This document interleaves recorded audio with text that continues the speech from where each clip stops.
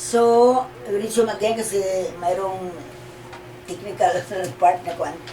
Itong federalism talaga, kung nag-work ito naman sa Amerika and even in Malaysia, bakit hindi natin subukan that it might really work even better here in our country kung tayo lang ay mag-isa at mag-iintindihan, makinig sa mga usapan at magtampo, mag-contribute sa ating nalaman, walang imposible sa balat ng lupa ng ating area ng Mindanao.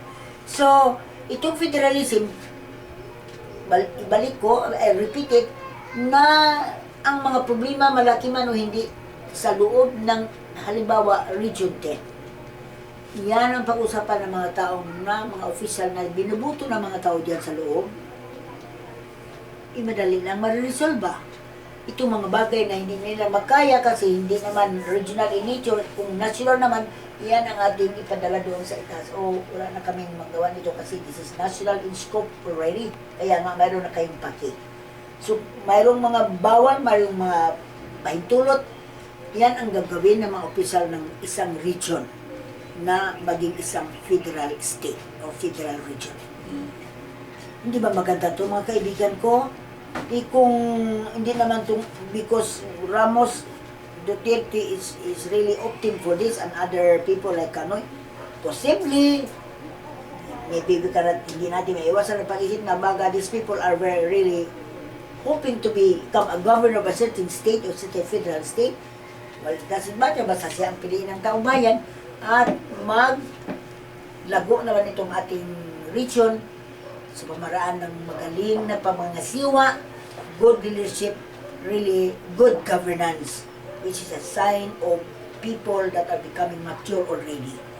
Ang mga tao na sa ibaba, huwag na lang magtingin-tingin, huwag na lang mag-iusap, hindi.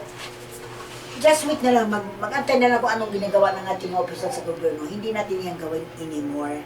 Kasi matagal na tayong na ganyan. Passive tayo masyado. Magsalita lang sa labas, pero sa loob ng meeting, hindi magsalita. Paglabas na ang daming mga reklamo. Wala nang magagawa sa reklamo. Kung hindi naman ito nilagay doon sa harap ng mga dapat makatulong sa pag-resolve ng mga kasong ganyan. So, I am really for federalism in Mindanao. Sana kung maumpisan nito, this had been the topic before pa noon kasi Aquilo Pimentel Jr. was a senator. So, mga kabayan ko, ano pang antayin natin? Hindi, because Mr. Duterte is going to run for president. Whether Binay is also opting for this, I don't know. But, bago ito i-apply, dapat talagang alamin natin ang matino. Baka magkabali naman tayo. Nasaan ba ang ating umpisan? Nasaan sunod? Nasaan hanggang kung pagkaiba ito really well digested. Sa Bisaya pa, maayo pagkausap para dili ka magsakit ang diyan ay di matulong ang ating ginakain. No? So, we understand what is it all about bago ito mai-apply sa ating bayan, mga bayan dito sa Mindanao.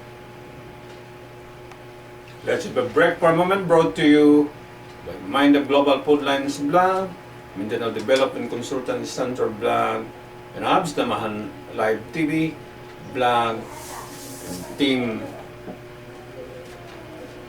Hoarding SDN Berhad, Malaysia.